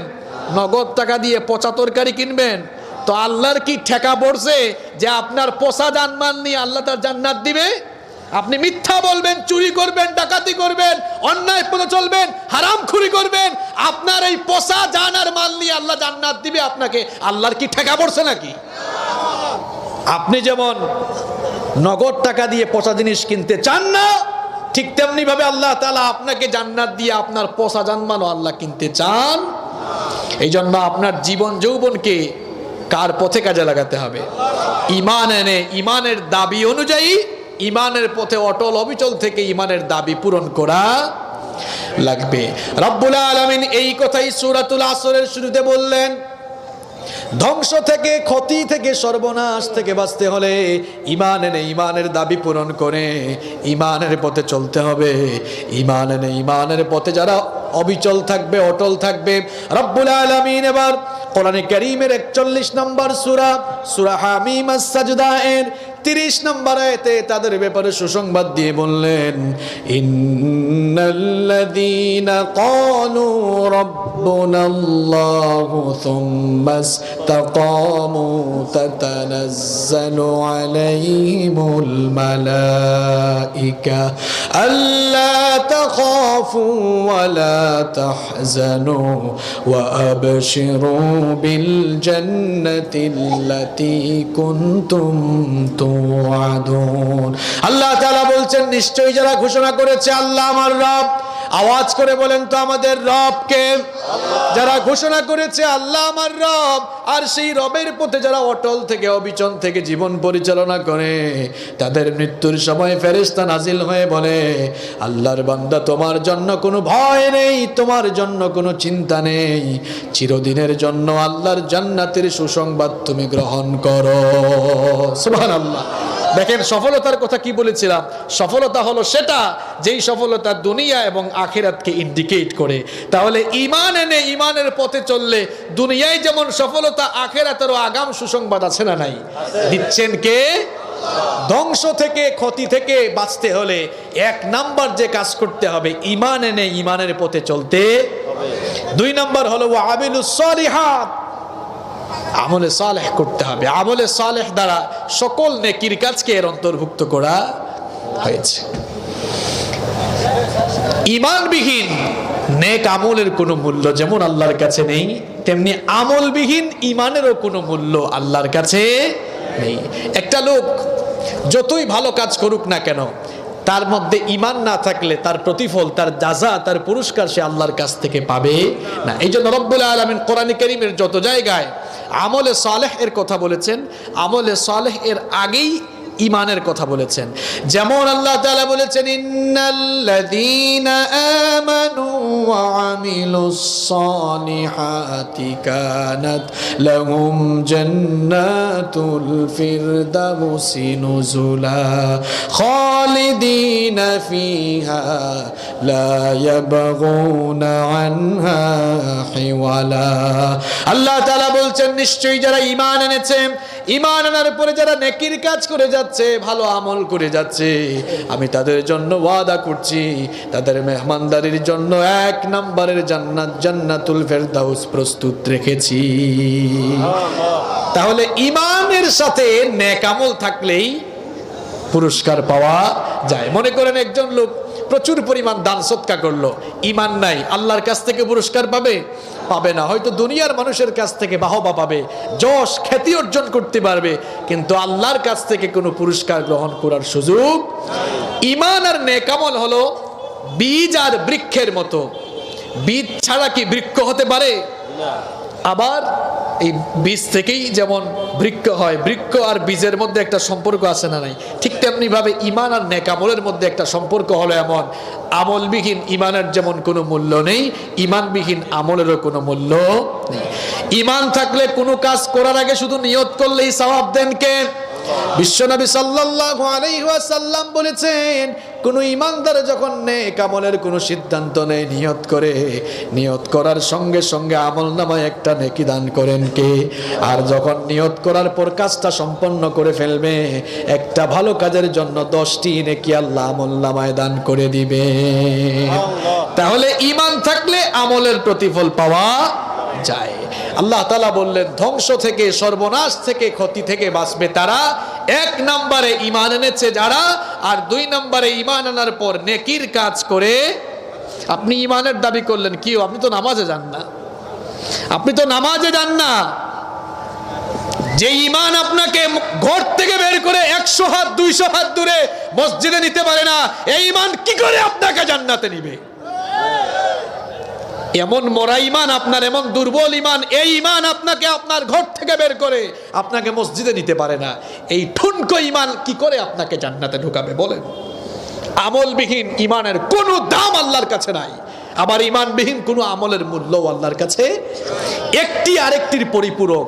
আল্লাহ তাআলা এই সূরার মধ্যে ধ্বংস থেকে, ক্ষতি থেকে বাঁচার জন্য কি কি কাজ করতে হবে এই সূরায় বললেন। 1 নাম্বার আমরা পেলাম, ঈমান এনে ঈমানের পথে অবিচল থাকতে হবে। আর 2 নাম্বার, ঈমানের বহিঃপ্রকাশ ঘটিয়ে নেকির কাজ করতে হবে। ধ্বংস থেকে, ক্ষতি থেকে বাঁচতে হলে, সফলতা এবং কল্যাণ পেতে হলে কয়টা কাজ করতে হবে? কয়টা কাজ করতে হবে বলছি? কয়টা? 2টা বললাম। কয়টা বাকি আছে? কয়টা? বাকি 2টা কিন্তু খুব সেনসিটিভ, শুনবেন তো ইনশাআল্লাহ। যারা উঠাউঠি করতেছেন, আল্লাহর ওয়াস্তে যাদের যাওয়ার সম্ভাবনা আছেন, চলে যান। আমার মাহফিলের ইতিহাসে মনে হয় এই প্রথম কোনো অগোছালক পরিবেশ আমি লক্ষ্য করেছি। আমি আপনাদের এখানে আসার আগে কমলনগরে প্রায় 1.5 থেকে 2 ঘন্টা কথা বলেছি, একটা মানুষকে আমি উঠা বসা করতে দেখি নাই। কিন্তু আপনারা পরিস্থিতিটাকে এক ধরনের গোলাটে গোলাটে বানিয়ে ফেলেছেন। এটা তো আমি শুরুতে আপনাদেরকে বলছিলাম, এটা আপনাদের এখানে নয়, প্রত্যেক দিন আমি যত জায়গায় মাহফিলে যাই, কাতুকুতুওয়ালাদেরকে আমি আগে উঠাইয়া বিদায় করে দিই। কারণ এরা সম্পূর্ণ কথা শোনার জন্য আসে না। সম্পূর্ণ কথা শোনার জন্য যারা আসে, এই জিনিসগুলো আমার দরকার, বাকিদেরকে আমার দরকার নাই। যারা যেতে চান একবারই উঠেন, যান, 10 সেকেন্ডে চলে। 10 জন থাকলে এদেরকে আমার দরকার, এই লোকগুলোকে আমার প্রয়োজন। আমার ভাইয়েরা, তাহলে ধ্বংস থেকে বাঁচতে হলে কয়টা কাজ করতে হবে? 4টা বলছি। কয়টা বাকি আছে? কয়টা? 2টা। প্রথম যে 2টা বলেছি এগুলো ব্যক্তিগত কাজ, আর পরের 2টি হলো সামষ্টিক কাজ। 3 নাম্বার হলো ওয়াতাওয়াসাউ বিল হক, হকের উপরে অবিচল থাকার ব্যাপারে একজন আরেকজনকে উপদেশ দেয়। আপনারা সফল হতে চান কি চান না? সফল হতে হলে 3 নাম্বার কাজ করতে হবে, হকের উপরে আপনিও থাকবেন, আরেকজনকে হকের উপরে থাকার জন্য ওসিয়ত করবেন, উদ্বুদ্ধ করবেন। প্রশ্ন হলো, হুজুর হকটা কি?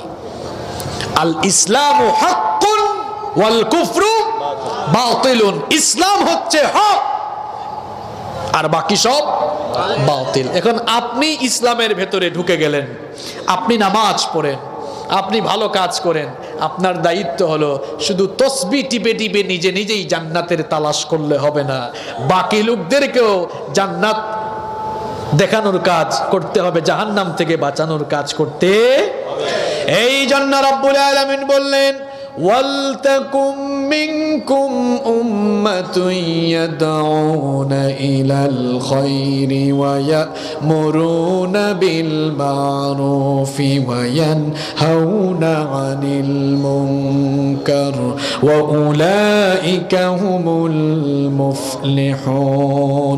কোরআন কারীমের 3 নাম্বার সূরা, সূরা আলে ইমরানের 104 নম্বর আয়াতে রব্বুল আলামিন বললেন, তোমাদের মধ্যে এমন কিছু লোক থাকা উচিত, এমন কিছু মানুষ থাকা উচিত, এমন একটি দল থাকা উচিত যারা মানুষদেরকে সৎ কাজের আদেশ দিবে আর অন্যায় কাজ থেকে নিষেধ করবে। এই কাজগুলো যারা করবে তারাই তোমাদের মধ্যে সফল কাম হবে। আবার অন্য আয়াতে রব্বুল আলামিন বললেন, কুনতুম খায়রা উম্মাতিন উখরিজাত লিন-নাসি তা'মুরুনা বিল মা'রুফি ওয়া তানহাউনা আনিল মুনকার। তোমরাই শ্রেষ্ঠ জাতি, তোমাদেরকে বের করা হয়েছে মানবতার কল্যাণের জন্য। তোমরা মানুষকে সৎ কাজের আদেশ দিবে, অসৎ কাজে নিষেধ করবে। বুঝে থাকলে এবার জবাব দেন, আল্লাহ তাআলা কি বলছেন সৎ কাজের আদেশ করতে না অনুরোধ করতে? আদেশ করতে। সবাই জবাব দেন কিন্তু ভাই, আল্লাহ তাআলা কি বলেছেন সৎ কাজের আদেশ করতে নাকি বলেছেন অনুরোধ করতে? শব্দটা কি? তা'মুরুন, আমর থেকে এসেছে। আমর মানে হচ্ছে অর্ডার, হুকুম, আদেশ। আল্লাহ তাআলা বললেন ইসলামের ব্যাপারটা হলো আদেশের ব্যাপার, এটা অনুরোধের ব্যাপার নয়। আপনি ধ্বংস থেকে বাঁচবেন, ক্ষতি থেকে বাঁচবেন। আপনি তো ইসলামটাকে অনুরোধের জায়গায় রেখে দিয়েছেন। আপনি বলছেন অনুরোধ করছি এই কাজগুলো যেন করা না হয়, অনুরোধ করছি মাহফিলের অনুমতি দেন, অনুরোধ করছি এই দাবিগুলো মেনে নেন। আমার ভাইয়েরা, ইসলামের ব্যাপারটা অনুরোধের নয়, ইসলামের ব্যাপারটা হলো আদেশের ব্যাপার। আর আদেশ দিতে হলে আদেশের জায়গায় ইসলামকে রাখতে হয়। এই অন্যায় দেখবে মুসলমানরা অন্যায়কে বাধা দিয়ে অন্যায়কে নির্মূল করবে। আপনি সূরা আসরটা বুঝার চেষ্টা করেন, এমনি এমনি বলা হয় না এই সূরা মানুষের হেদায়েতের জন্য যথেষ্ট। এখানে জিনিস আছে, কি আছে? ইসলামের ব্যাপারটা আদেশের ব্যাপার, ইসলামের ব্যাপারটা অনুরোধের। এখন আপনি যদি ধ্বংস থেকে ক্ষতি থেকে বাঁচতে চান আর জীবনে সফলতা লাভ করে আল্লাহর জান্নাতে যেতে চান, আপনাকে হকের দাওয়াত দিতে হবে। মুসলমানরা অনুভূতিহীন হয়ে এমন সমাজে বাস করবে না যে সময়ে অন্যায় চলবে, সমাজে জুলুম চলবে আর মুসলমানরা মাথা নত করে কিংবা চোখ বুজে সহ্য করবে। এটা ইমানদার যে সমাজে বাস করবে সেই সমাজের দশা, সেই সমাজের চিত্র এমন হতে পারে না। বরং ইমানদাররা যেই সমাজে থাকবে না হোক সেই সমাজে ইমানদাররা চলতে দিবে না। অন্যায় দেখলে ইমানদাররা নিজ হাতে অন্যায়কে নির্মূল করবে। এটা ইমানদারদের দায়িত্ব। এই দায়িত্ব যদি আপনি পালন না করেন, বিপদ আছে না নাই? বিপদ আছে না নাই? কিচ্ছা কাহিনী নয়, বুখারী শরীফের হাদিস। রাসূল করিম সাল্লাল্লাহু আলাইহি ওয়াসাল্লাম বলছেন, এই কথা বলা যাবে না, চুপ। রাসূল করিম সাল্লাল্লাহু আলাইহি ওয়াসাল্লাম বলছেন, চোখের সামনে অন্যায় দেখে যারা চোখ বুজে সহ্য করে, এদের উদাহরণ হলো 2 তলা জাহাজের যাত্রীদের মতো। ভালো করে বুঝেন, এদের উদাহরণ হলো 2 তলা জাহাজের যাত্রীদের মতো। নিচের তলার লোকেরা প্রয়োজনে উপরের তলায় উঠানামা করে, এই জন্য উপরের তলার লোকেরা বিরক্ত হয়ে গেল। নিচের তলার একজন রেগে তখন বলল, আমরা কাজে উপরে উঠি বলে তোমরা এত রাগ করো, ঠিক আছে আমাদের পানির দরকার যখন হবে তখন আমরা জাহাজ ছিদ্র করে আমরা এখান থেকে পানি সংগ্রহ করব। লোকটা যদি এরপরে জাহাজ ছিদ্র করে আরম্ভ করে দেয় আর জাহাজ যদি ছিদ্র হয়ে যায় তাহলে সে কি একা ডুববে না সবাই মরবে? ভালো করে বুঝে শুনে জবাব দিচ্ছেন তো? সমাজে যদি কেউ অন্যায় করে না হক চলতে থাকে, দেখার পরে যদি আপনি চুপ করে বসে থাকেন, গজব আসলে আপনি ভালো মানুষ, আপনার উপরে কিন্তু আগে আসবে। এটা কার কথা? এটা কার কথা? কি সুন্দর উদাহরণ রাসূল করিম সাল্লাল্লাহু আলাইহি ওয়াসাল্লাম দিয়েছে। আবার রব্বুল আলামিন কোরআনে কারিমে বললেন, واتقوا فتنة لا تصيبن الذين ظلموا منكم خاصة واعلموا أن الله شديد العقاب। কোরআনে কারীমের 8 নম্বর সূরা সূরাতুল আনফালের 25 নম্বর আয়াতে রব্বুল আলামিন বললেন, সেই সকল মুসিবত থেকে নিজেরা সাবধান হও, সতর্ক হয়ে যাও যেই সকল মুসিবত শুধুমাত্র মুসিবতের কারণ যারা তাদের উপরে আসবে না, বরং যারা সহ্য করবে, অন্যায় দেখার পরেও যারা সহ্য করবে তাদের উপরেও মুসিবত নেমে আসবে। রব্বুল আলামিন এবার দাউদ আলাইহিস সালামের জামানার সুন্দর একটি ঘটনা কোরআনে তুলে দিয়েছেন। অন্যায় দেখার পরে তারা অন্যায় সহ্য করেছিল, বাধা দেয় নাই। এই জন্য ইহুদিদের 70,000 ইহুদি বানরে পরিণত হয়ে গিয়েছিল। রব্বুল আলামিন সেই ঘটনা কোরআনুল কারীমের 2 নম্বর সূরা সূরাতুল বাকারা এর 65 নম্বর আয়াতে তুলে দিলেন। ওয়ালাকাদ আলিমতুমুল্লাযীনা আতাদাউ মিনকুম ফিস সাবতি ফাকুলনা লাহুম কুনু কিরাদাতান খাসিইন। আল্লাহ তাআলা বলছেন শনিবারের বিধান যারা অমান্য করেছিল তাদের ব্যাপারে তো তোমরা জানো, তাদেরকে আমি বানর বানিয়ে দিয়েছিলাম। শনিবারের বিধান অমান্য করেছিল কারা? দাউদ আলাইহিস সালামের জামানায় শনিবারের দিন তাদের সাপ্তাহিক ইবাদতের দিন ছিল। যেমনি ভাবে ইয়াউমুল জুমআ, জুমার দিনটা হলো আমাদের সাপ্তাহিক ঈদের দিন, সাপ্তাহিক সমাবেশের দিন। দাউদ আলাইহিস সালামের উম্মতের জন্য শনিবার ছিল সাপ্তাহিক সমাবেশের দিন। শনিবারের দিন মাছ ধরা নিষিদ্ধ ছিল। আল্লাহ তাআলার এই আদেশকে অমান্য করে লোকেরা 3 ভাগে ভাগ হয়ে গেল। কয় ভাগে? কথা বলেন, কয় ভাগে? 1 ভাগ লোক কায়দা করে ফেললো। তারা বলল, যেহেতু আল্লাহ তাআলা মাছ ধরা নিষেধ করেছেন, মাছ ধরবো না। শনিবারে মাছ যখন কিনারায় আসবে আমরা আইল দিয়ে, বেড়া দিয়ে রাখবো। আপনাদের এলাকায় বেড়া বলে না আইল বলে? আইল দিয়ে রাখবো, শনিবারে খাবো না, আর রবিবারে এগুলা ধরে ধরে মজা করে খাবো। এরা কৌশল করলো, মাছ আটকানোর কৌশল করলো। 1 নাম্বার শ্রেণী আল্লাহর আদেশ অমান্য করে তারা এই কাজ করলো। 2 নাম্বার শ্রেণীর মানুষ, এরা শনিবারে মাছ ধরলো না, আটকালো না, আর যারা অন্যায় করলো তাদেরকে নিষেধও দিল না। 3 নাম্বার শ্রেণী, এরা এই কাজ করলো না, অর্থাৎ মাছ ধরলো না, আবার নিজেরা চুপ থাকলো না। যারা করলো এদেরকে বাধা দিল, ভাইরে তোমরা এই কাজটা করিও না, আল্লাহ নিষেধ করেছেন। কয় ভাগ হয়েছে? 3 ভাগ। বুঝছেন তো সবাই? কয় ভাগ? 3 ভাগ। 1 ভাগ মাছ আটকালো, খাইলো। আরেক ভাগ আটকালো না, খাইলো না, যারা করলো এদেরকে বাধাও দিল না। আর 3 নাম্বার ভাগ, এরা আটকালো না, খাইলো না, যারা অন্যায় করলো এদেরকে কি দিল? বাধা দিল। গজব যখন আসলো, এই 3 শ্রেণীর মানুষ থেকে 1 শ্রেণীর মানুষকে আল্লাহ বাঁচিয়ে দিলেন। যারা খায় নাই, আবার অন্যায়কারীদেরকে নিষেধ করেছে, এদেরকে রেখে যারা মাছ ধরেছে খেয়েছে, আর যারা খায় নাই এদেরকে শুদ্ধা আল্লাহ গজব দিয়ে এমন ভাবে ধ্বংস করলেন যে ইহুদিদের মধ্যে 70,000 ইহুদিকে আল্লাহ তাআলা বানর বানিয়ে দিয়েছিলেন। নাউযুবিল্লাহ। এখন আমাদের প্রশ্ন হলো, আপনাদের প্রশ্ন হলো, হুজুর এই যে আরেক ভাগ লোককে এখানে ঢুকানো হলো, এরা তো নিরপরাধ, এরা তো খায় নাই, এদেরকে কেন ঢুকানো হলো? এজন্যই ঢুকানো হয়েছে, এরা নিজেরা খায় নাই, সমাজে না হক চলেছে, অন্যায় চলেছে, অন্যায়কারীদেরকে বাধা দেয় নাই। আমাদের মধ্যেও কিছু লোক আছে শুধু তসবিহ টিপে টিপে নিজেই জান্নাতের তালাশ করে, নিজের আমল নিয়ে ব্যস্ত, সমাজের মানুষ ধ্বংসের দিকে যায়, তার পরিবার তার সমাজকে ধ্বংসের পথ থেকে বাঁচাবার কাজ করে না। গজব আসলে গজব থেকে আপনি বাঁচতে পারবেন না, এরা জাহান্নামে গেলে আপনাকেও জাহান্নামে যাওয়া। ক্ষতি থেকে, ধ্বংস থেকে বাঁচতে হলে আপনাকে হকের দাওয়াত দিতেই হবে। যদি হকের দাওয়াত আপনি না দেন তাহলে আপনি ক্ষতিগ্রস্ত হয়ে যাবেন, ধ্বংস হয়ে যাবেন। আপনার বাড়ির সামনে যদি একটা গরু মারা যায় আর সেটাকে যদি কেউ এখান থেকে না সরায়, এই গন্ধ শুধু কি মানুষের নাকে লাগবে না আপনার নাকেও এসে লাগবে? দুর্গন্ধ মানুষের নাকে লাগবে না আপনার নাকেও এসে লাগবে? কি কথা বুঝেন না আপনারা? গরু মরে গেলে এটা যদি কয়েকদিন চলে যায় আর যদি বাড়ির সামনে রাস্তায় ফেলানো থাকে, এটার দুর্গন্ধ শুধু কি এলাকার মানুষের নাকে যাবে নাকি আপনার নাকেও আসবে? সুতরাং কেউ যদি না ফেলে আপনাকে নিজ দায়িত্বে সেটা ফেলতে হবে। অন্যায় যদি আপনার চোখের সামনে দেখেন, অন্যায়ের বিরুদ্ধে আপনাকে কথা বলতে হবে, শক্তি থাকলে, ক্ষমতা থাকলে হাত দিয়ে প্রতিহত করতে হবে। যদি না করেন আসামি হয়ে আল্লাহর সামনে দাঁড়াতে হবে।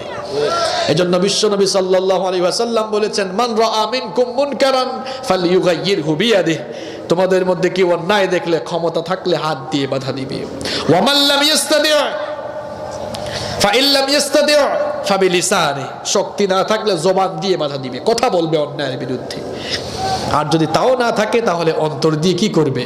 ঘৃণা করবে। যালিকা আদআফুল ঈমান, এটা হচ্ছে দুর্বল ঈমানদারের পরিচয়। আপনার সামনে অন্যায় দেখলে আপনাকে কথা বলতে হবে। আজ জুলুমে দুনিয়াটা ভরে গিয়েছে আর আমরা ভীত হয়ে প্রকম্পিত হয়ে চুপচাপ করে একেবারে বসে আছে। রাসূল করিম সাল্লাল্লাহু আলাইহি ওয়াসাল্লাম বলছেন, আস-সাকিতু আনিল হাক্কি ফাহুয়া শাইতানুল আখরাস, সত্য বলা থেকে যারা চুপ থাকে, যারা হক কথা বলে না, হকের পক্ষে আওয়াজকে বুলন্দ করে না, ফাহুয়া শাইতানুল আখরাস, সে হচ্ছে বুবা শয়তান। কি শয়তান? এইরকম বুবা শয়তান লক্ষ্মীপুরে নাই। সমাজে অন্যায় চলবে না হক চলবে, আপনি যদি চুপ করে বসে থাকেন, ধ্বংস থেকে ক্ষতি থেকে আপনি বাঁচতে পারবেন? আপনাকে যদি ধ্বংস থেকে ক্ষতি থেকে বাঁচতে হয়, জান্নাতের রাস্তা তালাশ করতে হয়, তাহলে আপনাকে হকের পক্ষে কথা বলতেই হবে। এটা আপনার ঈমানি দায়িত্ব। তাহলে ধ্বংস থেকে ক্ষতি থেকে বাঁচতে হলে কাজ করতে হবে কয়টা? বললাম কয়টা? 1 নাম্বার ঈমান এনে ঈমানের পথে চলতে হবে। 2 নাম্বার আমলে সালেহ নেক কাজ করতে হবে। 3 নাম্বার তাওয়াসাউ বিল হক, হকের উপরে টিকে থাকার জন্য পরস্পরকে ওসিয়ত করতে হবে। নাম্বার 4, 4 নাম্বার হচ্ছে ওয়াতাওয়াসাউ বিস সাবর।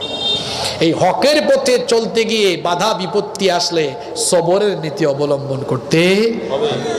ভালো কাজ করতে যেমন সবর লাগে, তেমনি খারাপ কাজ থেকে বাঁচতে হলেও সবর লাগে। কথা বুঝতে পেরেছেন? ভালো কাজ করতে হলে যেমন সবর লাগে, গুনাহ থেকে বাঁচতে হলেও সবর লাগে। 2 জায়গায় সবর লাগে। বলবেন হুজুর কেমনে? ফজরের আজান হয়েছে, খুব ঠান্ডা, এই ঠান্ডার মধ্যে ঘুম থেকে উঠে ওযু করে মসজিদে যেতে হলেও একটা ধৈর্যের দরকার আছে না নাই? হ্যাঁ, তাহলে ভালো কাজ করতে হলে কি লাগে? ধৈর্য লাগে। আপনার কাছে কেউ 10 লাখ টাকা ঘুষ নিয়ে আসলে, ঘুষ দিলাম, কাজটা করে ফেলেন, আপনি যদি তখন আল্লাহকে ভয় করে আর আপনার লোভটাকে সামলিয়ে আপনি যদি এই পথ থেকে ফিরে আসতে পারেন, খুশি হবেন কে? আল্লাহ। এই কুপথ থেকে, অন্যায় থেকে ফিরে আসতে হলেও কিন্তু একটা ধৈর্য লাগে। সবর মানে কি? সংযম অবলম্বন করা, নিজেকে এটাকে আমি আমার ভাষায় বলে নিজেকে কন্ট্রোল করা। নিজেকে কি করা? কন্ট্রোল করা। ভালো কাজ করতেও যেমন সবর লাগে, তেমনি গুনাহ থেকে বাঁচতে হলেও কি লাগে? এই সবরের কথাই এখানে বলা হচ্ছে। আবার এই সবরের আগে, এই 4 নাম্বার কাজের আগে 3টা কাজ দেওয়া হয়েছে। কয়টা কাজ? এই 3টা কাজ করতে গেলেই সবর লাগে। ঈমানের পথে থাকতে হলে সবর লাগে, নেক আমল করতে গেলে সবর লাগে, আর হকের পথে চলতে গেলে তো সবরের উপরে সবর লাগে। কারণ হকের পথ, ইসলামের পথ, আল্লাহর দ্বীন কায়েমের আন্দোলনের পথ কোনোদিনও ফুল বিছানো ছিল, কণ্ঠকাকীর্ণ রক্তমাখা পিচ্ছিল পথ। অনেকে বলে কই আমরাও তো কথা বলি, আমাদেরকে তো কেউ বাধা দেয় না, আমাদের উপরে জুলুম নির্যাতন আসে না। ভাইরে, আপনি আপনার বাপের তরিকা বাদ দিয়ে, নিজস্ব তরিকা বাদ দিয়ে, আল্লাহর নবীদের তরিকায় দাওয়াত দিয়ে দেখেন, ইসলাম বিরোধীরা পিঠের চামড়া রাখবে না। কারণ পৃথিবীর 2 জন নবী, সাইয়েদিনা আদম আলাইহিস সালাম এবং সাইয়েদিনা সুলাইমান আলাইহিস সালাম ছাড়া পৃথিবীতে যত নবীরা দাওয়াতি কাজ করেছেন, সমস্ত নবীরাই আল্লাহর দ্বীনের জন্য মার খেয়েছেন, জমিনে রক্ত ঢেলে দিয়েছেন। সুতরাং আপনি হকের পথে চলতে গেলে, হকের পক্ষে দাওয়াতি কাজ করতে গেলে আপনার উপরে জুলুম নির্যাতন আসবেই আসবে। সেই হকের পথে ধৈর্যের নীতি অবলম্বন করতে হবে। আপনাকে মনে রাখতে হবে, আপনি তাদের উত্তরসূরি। আপনার পূর্বপুরুষরা এমন জাতি ছিল যারা সাগরের উত্তাল তরঙ্গমালাকে পাড়ি দিয়ে আগুনের স্ফুলিঙ্গ ভেদ করে পৃথিবীর দিক দিগন্তে কালেমার পতাকা তারা উড়িয়েছিলেন। আমরা তো তাদের উত্তরসূরি যারা তাদের বহু সাথীদের লাশ বদর, উহুদ, খায়বার, খন্দকের চিপায় চাপায় ফেলে এসেছেন। এরপরেও আল্লাহর দ্বীন কায়েমের পথে তাদের সেই পথচলাকে কেউ স্তব্ধ করে দিতে পারে নাই। আপনি আল্লাহর দ্বীন কায়েমের পথে অটল থাকলে, অবিচল থাকলে আপনার উপরেও এইরকম মুসিবত আসবে, হামলা আসবে, মামলা আসবে, জুলুম আসবে, নির্যাতন আসবে। এই পথে নবীদের মতো সবরের নীতি অবলম্বন করে চলতে হবে। ঘোষণা কার? এই যে 4টি কাজ, 4টি কর্মসূচি এই সূরাতে দেওয়া হলো। ঈমান আনা, ঈমানের পথে চলা। 2 নাম্বার নেকির কাজ করা। 3 নাম্বার হকের দাওয়াত দেওয়া। 4 নাম্বার সবরের নীতি অবলম্বন করা। এই 4টি কাজ যাদের জীবনে নাই, সে হিন্দু হোক, বৌদ্ধ হোক, খ্রিস্টান হোক, মুসলমান হোক, আর যে ধর্মের মানুষ হোক, সে নির্ঘাত ক্ষতিতে পড়ে যাবে। আর এই 4টি কর্মসূচি যারা জীবনে গ্রহণ করবে, যে ধর্মের আর যে বর্ণেরই হোক, সে সফল হয়ে আল্লাহর জান্নাতে চলে যাবে। সুবহানাল্লাহ। যে ধর্মের আর যে বর্ণের, এই জন্য বললাম 1 নাম্বার কাজ করলে তো আর সে অন্য ধর্মের থাকে না, কি হয়ে যায়? ইমানদার হয়ে যায়। তাহলে এই 4টি কাজ যাদের জীবনে থাকবে না, আল্লাহ তাআলা শুরুতে কি বললেন? ওয়াল আসর ইন্নাল ইনসানা লাফি, নিশ্চয়ই সকল মানুষ ক্ষতিতে রয়েছে এই 4 শ্রেণী ছাড়া, কিংবা এই 4টি গুণাবলী বিবর্জিত মানুষ ছাড়া। তাহলে এই 4টি কর্মসূচি আমার আপনার সকলের জীবনে থাকার দরকার আছে না নাই? আগামী বছরের মাহফিলের আগ পর্যন্ত এই 4টা সবক যেন আপনাদের সবার থাকে, যে আমরা আমাদের জীবনকে এই 4টি কর্মসূচির আলোকে পরিচালনা করব। 1 নাম্বার হচ্ছে আমরা ঈমানের পথে নিজেদেরকে অবিচল রাখবো। 2 নাম্বার যথাসাধ্য আমরা নেকির কাজ করব। 3 নাম্বার আমরা হকের দাওয়াত দিব। 4 নাম্বার আমরা এই 3টি কাজ করতে গিয়ে যত ধৈর্যের পরাকাষ্ঠা প্রদর্শন করতে হয়, আমরা ধৈর্যের সর্বোচ্চ পরাকাষ্ঠা প্রদর্শন করব ইনশাআল্লাহ। এই 4টি কাজ করলে ধ্বংস থেকে, ক্ষতি থেকে, জাহান্নাম থেকে আমাদেরকে বাঁচিয়ে জান্নাত দিবেন কে? আল্লাহ। এই 4টি কাজ জীবনে গ্রহণ করতে পারবো তো ইনশাআল্লাহ? আল্লাহ আমাদেরকে তৌফিক দান করেন। কারা কারা এই 4টি কাজ করবেন না, আবার হাত তোলেন। এই 4টি কাজ কারা কারা, 4টি কর্মসূচি জীবনে গ্রহণ করে জীবনটাকে পরিচালনা করবেন? দুহাত তুলে আল্লাহকে দেখান। মাশাআল্লাহ। এই 4টি কাজ যদি আপনারা করতে পারেন, হাতগুলো নামান। এই 4টি কাজ করতে পারলেই দুনিয়ায় সফল, আখিরাতেও।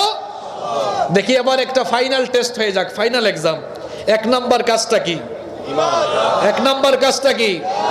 ঈমানটা কি বাপ দাদার থেকে দাবি করা বিষয়, না কাজের মাধ্যমে প্রমাণ করার বিষয়? তাহলে 1 নাম্বার পেলাম ঈমান। 2 নাম্বার আমল। কি আমল? বদামল না নেকামল? 3 নাম্বার মানুষকে হকের দাওয়াত দেওয়া। এই জন্য হকের দাওয়াত যারা দেয় তাদের সাথে সামিল হয়ে যাওয়া, আল্লাহর দিন কায়েমের আন্দোলন যারা করে তাদের সাথী হয়ে যাওয়া। আল্লাহ কবুল করেন। আর 4 নাম্বার হলো, এই 4টি কাজ করলেই সফলতা দিবেন কে? আল্লাহ। আল্লাহ তাআলা আমাদের সকলকে কবুল করেন। কেউ উঠবেন না, এতক্ষণ বসছেন, মুনাজাত করে বাড়ি যান। মাহফিল